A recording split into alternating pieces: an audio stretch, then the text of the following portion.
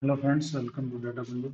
Today we are going to talk about Amazon Redshift cluster and how Amazon Redshift cluster as a data warehousing services in AWS is better than different cloud services, different data warehousing cloud services available, and also the contemporary database services on-premises databases, DBMs databases which were uh, created using Oracle SQL Server or PostgreSQL or other MySQL or uh, MySQL DB2 databases. Okay. So in the previous session, we were talking about how Amazon Redshift, is different and is kind of superior than any other data warehousing services in terms of high performance and at the cost, it's not that much costly as compared to any other on-premises data warehousing solution or any other cloud-based data warehousing solution. Right? It's scalable and it's highly available. It's very secure because there are layers of security. This can be configured on top of Amazon Redshift clusters so that any internet bed user or any services within the AWS region, should need a perfect permissions to legitimate permission to access this Amazon Redshift cluster. Okay, and also if we need to migrate different on-premises data warehousing solution to this Redshift cluster, then that also will be very easy. So it connects with the any different client application using ZDBC and ODBC driver. So and also we talked about the architecture and how later node is functioning and the compute node are communicating with each other and what are the functions for compute node and what are the functions for later node. So let's talk about the hands-on, exercises. I mean, how to create the shift cluster and how it can be connected from one of the client applications, which is a SQL Workbench, and we will be talking about the database creation and SQL queries within the one of the database in the Redshift cluster, and also we will be loading the data from S3 bucket to the Redshift cluster database, and we will be using the copy operation in the SQL Workbench. Okay, so let's go ahead and create the Redshift cluster. Okay, login again. I have already logged in, so I'm logging back in. Okay, I'm doing this operations Mumbai region, and if you want to locate the Amazon Redshift, so because I am using this very frequently, so it is available in my favorite section. But you can go ahead into services section and you can go to the analytics domain. So this Redshift, Amazon Redshift services will be there, and you need to go ahead and click it. So because I have already created the Amazon Redshift cluster, okay, so this wizard is coming as of now. But if it is not available, then there will be a nothing over here in the Amazon Redshift dashboard, and you will be asked to create the cluster somewhere over here. Okay, and then so here also we can go ahead and if you want to create the Redshift cluster, go ahead and create the Redshift cluster, and then it will be asking for the name. You can give your name or maybe probably the default name. So I'm taking all the default things, and the free trial I'm just clicking. So free trials comes with one node and two CPU and 160 GB hard disk, and this is the pricing criteria for this Amazon Redshift free trial version. And this is a database configuration where the database name is dev, port number is this, and admin user is this, and I need to give the password. Okay, so these values you can modify as you want, you know the name, database name, port number also can be modified, username and password can be modified. Now we have cluster permissions. So cluster permissions, if any services would be used by Amazon Redshift, then the IAM role for this that services needs to be created and needs to be associated with this Amazon Redshift cluster. Okay, so I have created already Redshift S3 read-only role. So S3 bucket read-only role I have created for Amazon Redshift. So that I am choosing here and associating. Okay, so then this will be coming over here. If you do not know how to create the IAM role and how to create the policies and how to assign the policies to the IAM role and you know the all the things which are comes under IAM services, identity and access management services, then you can go ahead my prior video tutorial and you can go ahead and check. I will be providing the link in the description section. Now the additional configuration with respect to network and security. So let's drag this ball here. Now network and security. If you look at the network and security, I am taking the default things. So you can create your own VPC. You can create your own VPC security group within that, and you can create your own cluster subnet group. You can decide upon the availability zone. Currently, I'm not assigning anything. I'm not doing the VPC routing. We will be enabling later on, and the publicly accessible I'm not taking, and we will be doing later on. Okay. So let me go to the database configuration. This is also I'm not taking. There is no encryption for me as of now. So I'm going to create the cluster. So you create the cluster. It's within 4 to 5 minutes. It will be created. I'm not going to create it. I'm just canceling it because I have created the cluster. If you click on the create cluster, then on the so the within 4 to 5 minutes it will be available for you. So whenever you create the cluster, so this window will be opening, and you need to press the cluster section over here, and you not go to the clusters. And earlier it will be status as a modifying or creating, and after some time this will be available. So this cluster is available. Let's go ahead and click on it, and let's see what are different information available. So this is JDBC and ODBC URL. We are going to connect to the client application using those drivers, and this is storage and node type and other related information. Okay, then let's go ahead to the properties section. So I was talking about, so what we need to do is I have to connect to this Redshift cluster to the outside world, or probably with the client, client tools like SQL, Workbench or Tableau, using JDBC driver and ODBC driver. So to do that, we need to go to the edit. So come to the network and security section and security settings, and go to edit public accessible and enable it, and elastic IP address you need to go to. If you don't know how to create the elastic IP address, then you need to go to my previous video tutorial that I have explained what is elastic IP and how we are going to create that elastic IP.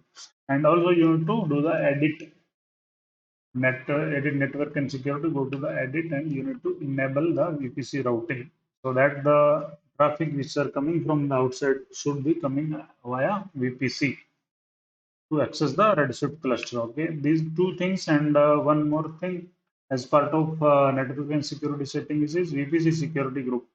So VPC security group is a kind of firewall to between outside services and VPC outside services and Redshift cluster. So go to click on it, and this result will be displaying, and we need to go to the inbound rule.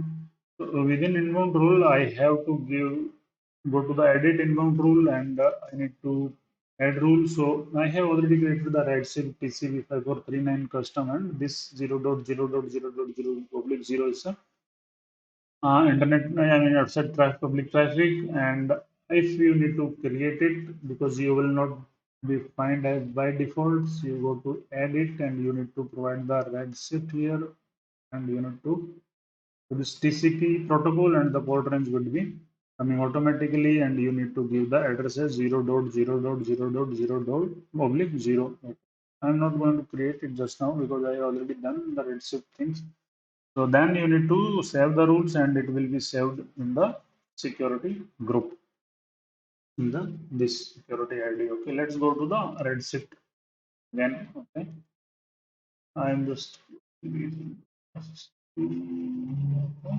now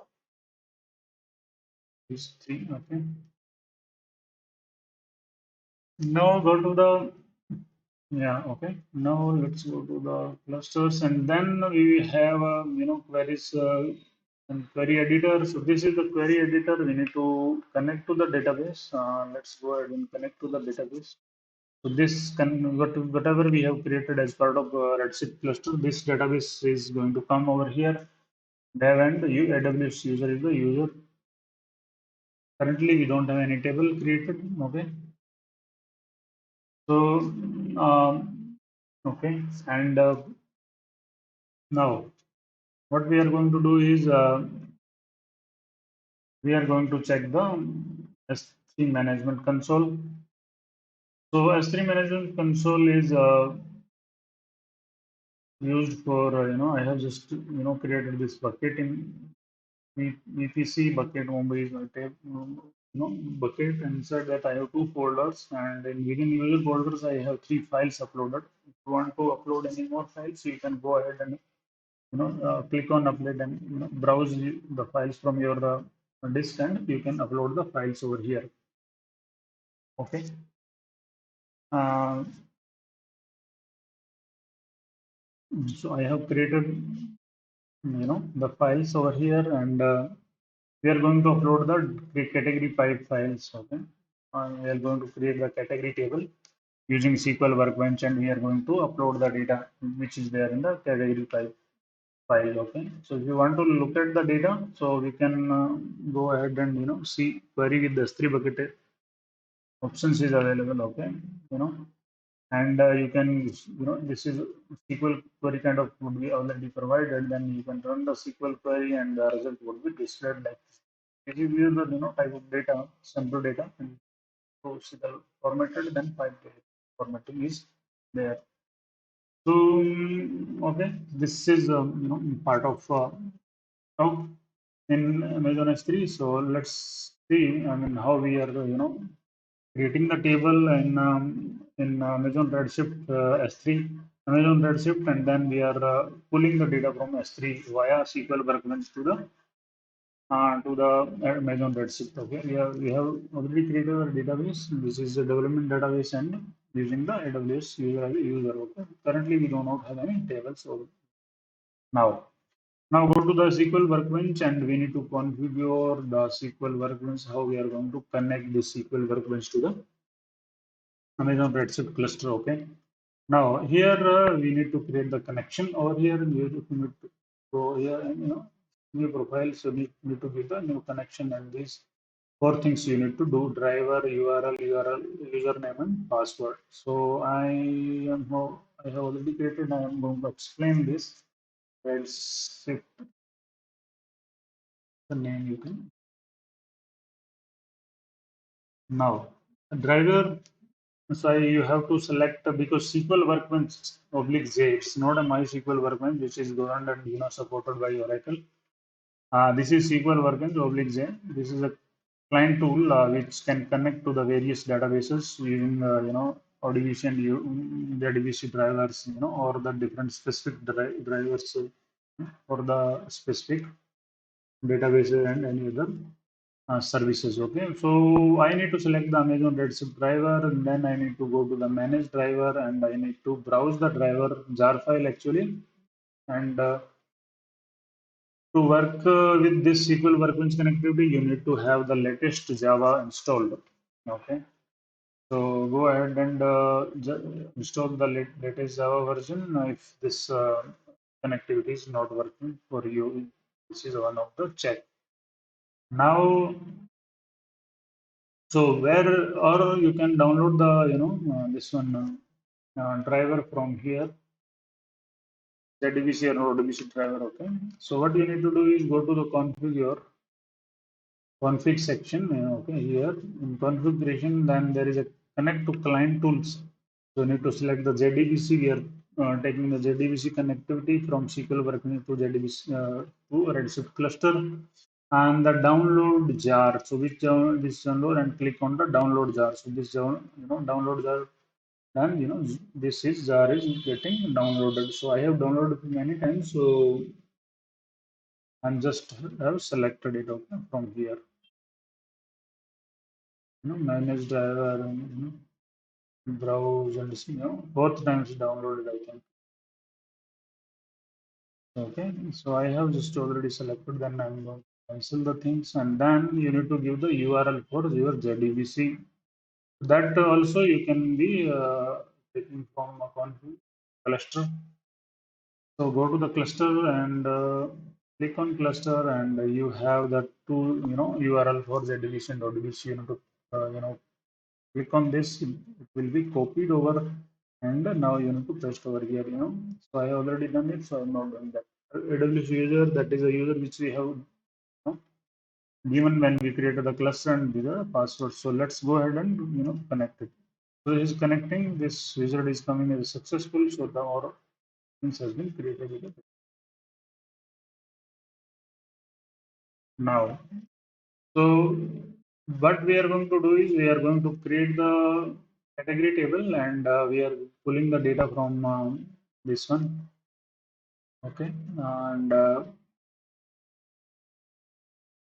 see, I mean, what are the category table?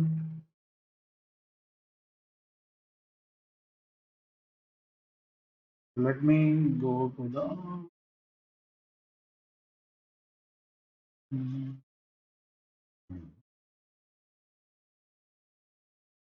So I have somewhere the category table. I think I have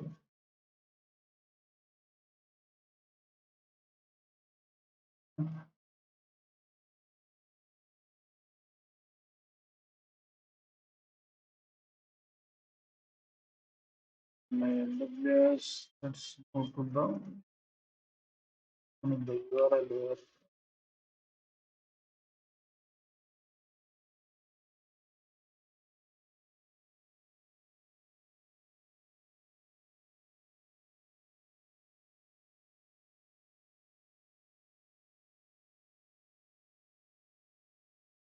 So let's go to the cluster, go to the query editor and create the table.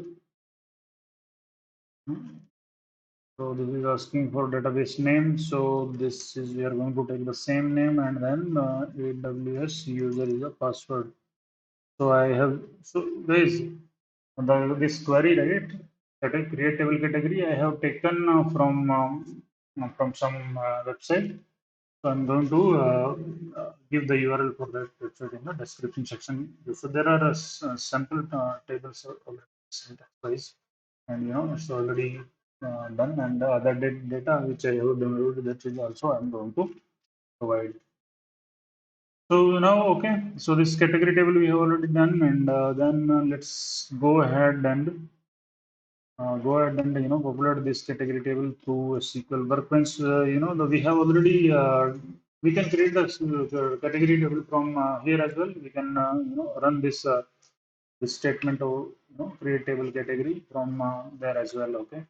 Now let's go to the we need what is there in the syntax copy. So we will put category. I need to do the category. Category is the table we are going to create, and then we need to give the S3 path. So let's see what is the S3 path for a category. This one. So I need to this is the category type.txt. So I'm just copy S3 URI. So that would be the path of that text file. So I need to just paste over here. Okay, with path within quotes. And the here credential will be the my AWS IAM role. IAM role is this ARN for read only role. So what you need to do is let's go ahead and how we are getting this. Let's see where we can get go to the IAM service. Yeah, identity and access management dashboard. So looks like so slow. So go to the roles, and this is my role displayed over here. So this role ARN, role Amazon resource name. So this I need to copy and I need to paste over here. So that I need to paste over here. Okay. So it should be key value parameter AWS IAM role then equal to and then that ARN. Okay. Region I need to give the this one and delimiter. I think it is let's see. I mean, let me run this query. So I think let's see the learning load created and successfully okay copy executed. Let's see and then in the Redshift we have the data.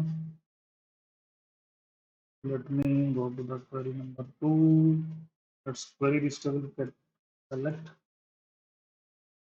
all from 3.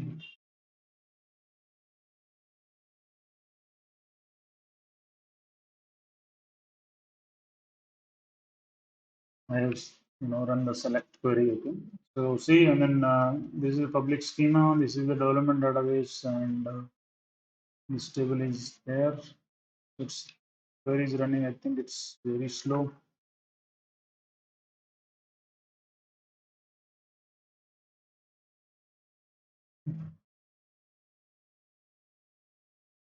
There is a small 11 reports, but I think because of some reasons it's very slow.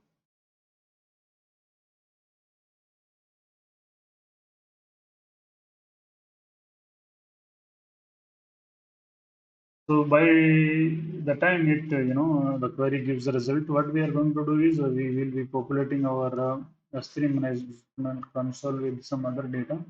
I'm uploading one more data. I upload the data, and I'm uploading the data loan file, which is CSV file this time, and we are going to drag the CSV data this time. Okay.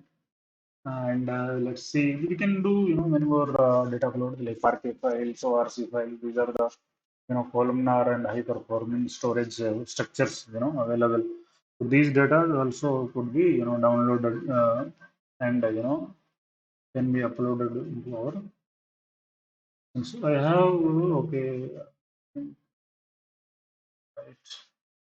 So if you want to see the data, how to do plain S3 bucket, and you will go and see the data within the data log.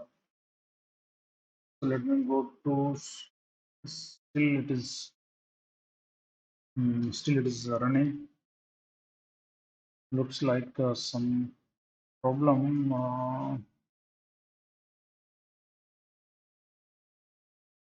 See, it's signal use time. Some reason. So this category table has these many columns. Still, long report I was showing, but still.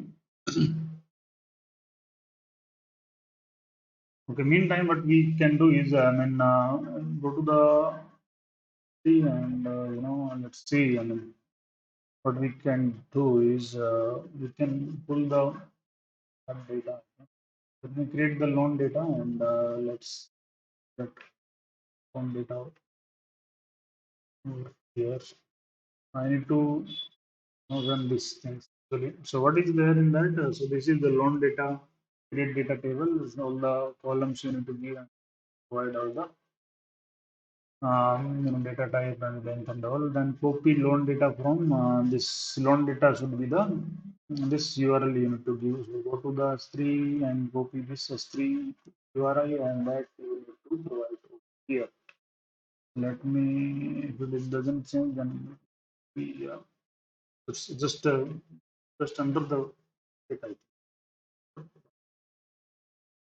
That's fine. Okay, no problem. And then credential the same as that earlier. To give the ARN of my role, and then delimiter I have comma delimiter Okay, and because it's a CSV, comma separated value, and then region and format I need to provide because that's why we don't need to provide explicitly, and then ignore header because my file is containing header, so that won't be matching with the data type. So I'm ignoring that and ignore blank lines. And also, it may show sometimes that if your column is blank, then maybe throwing the error. Let me run this if it is running.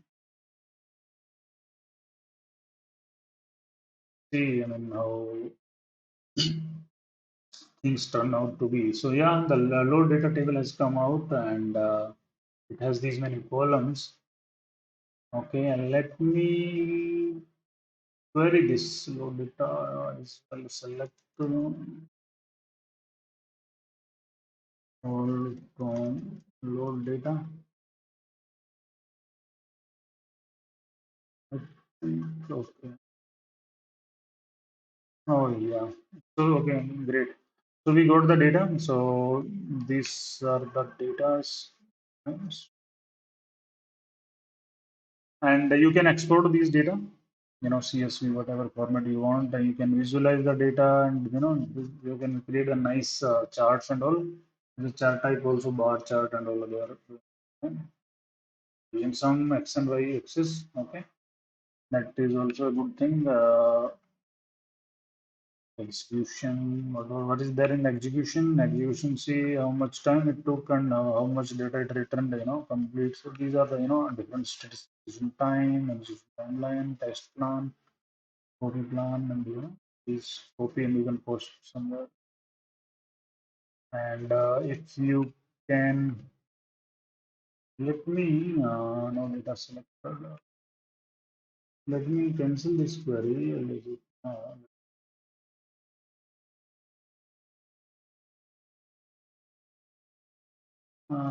Probably this is canceling.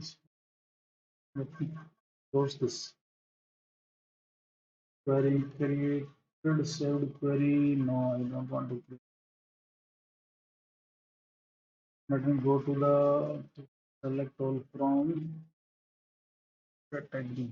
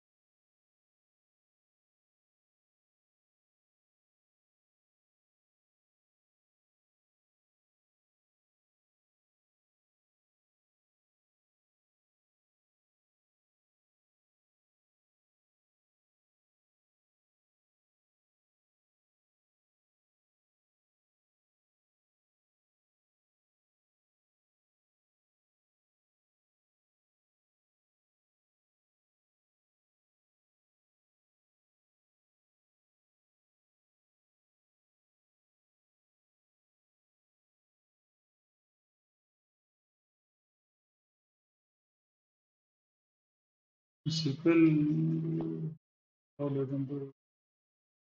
successfully. I think the loads were successful, but sure. And then there is a table already available, and mm,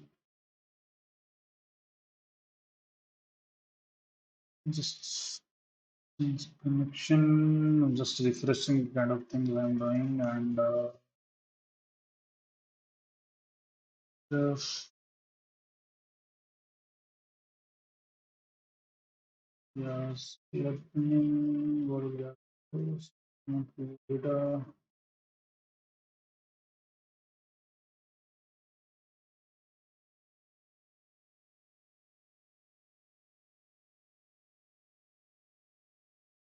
Loading preview data. This is also taking time.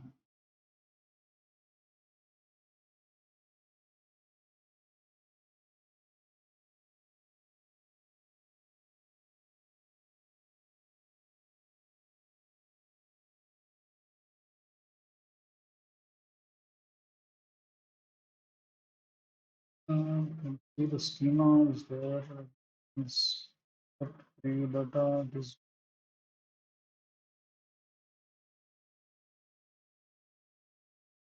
let me drop this table then.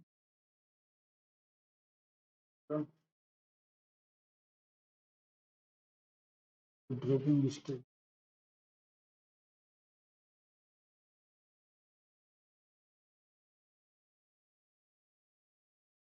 Oh,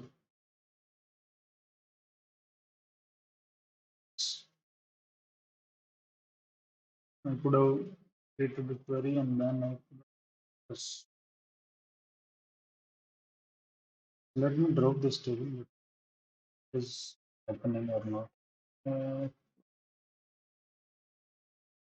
Yeah, we can you do these operations, dropping the table. We can create the database as well.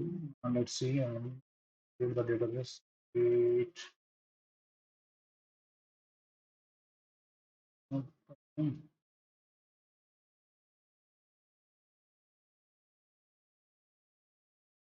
Create database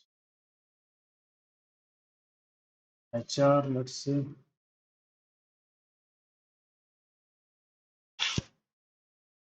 See, my HR database is created. Now, if you want to see the HR database, and the scope is not happening as well. So I think I need to cancel it. Let's see. Let's see how to go to the another database. Okay. So database name the HR and database user is AWS user. Okay, the same user which we have done. So it's displaying the HR as a database. So no table will be displayed. Okay, this one data which we have created already. Okay. So this is how we can change. We can create with another database in those. Okay, and yeah, this is that. We can create on different tables and we can create another database symbol. Okay. So if you want to go back to that, then you have to go to the dev database, right? Yes, user and come to the database.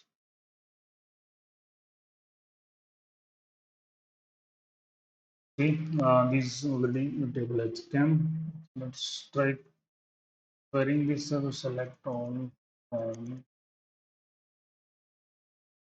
see,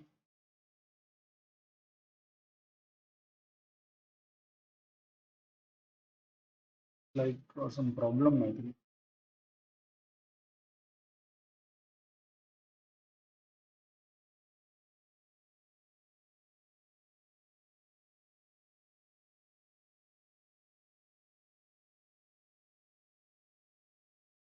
Okay, I think we should try to. Hmm. Okay, now what we can do is we can create another different other table and then try to see. Okay, let me go to the we have a solar getting small tables actually and show you. Let's go to the tables. I will give you this section of cells thing. So let me see. What are the small okay, uh, pipes? Okay, let me pick the category pipe table. Okay, and see what are the table users category date event listing sales.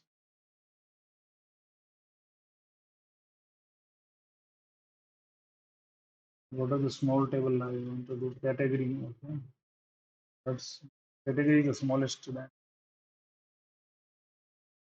pipe. Pipe, pipe. I don't.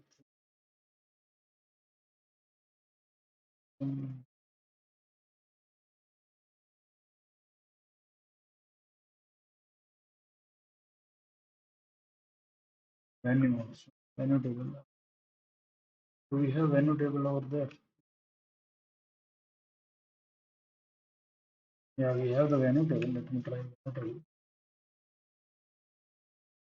Let me try venue table over here. Yeah, venue table is getting created. Let me try venue table. We need to upload the data. So let's go ahead and do that. Upload the data. Go to upload, add files, and I have one folder. So when okay. Now I've uploaded this and let's see. Close it. Let's verify and copy S3. And what we need to do is we need to provide go to over here and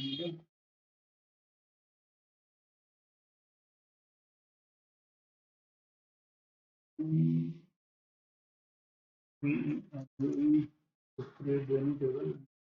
You know, sometimes okay. Now let's test the connection pattern. Working now and shooting it in 200 record. Slide already. Go to the Redshift or error could not relation with OID problem.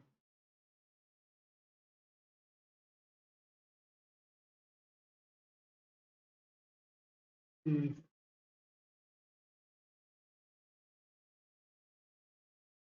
Oh, the table is gone actually. Category table, okay.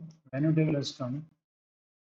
So let's see if we can query the venue table. That is there. Then select all from. Hmm.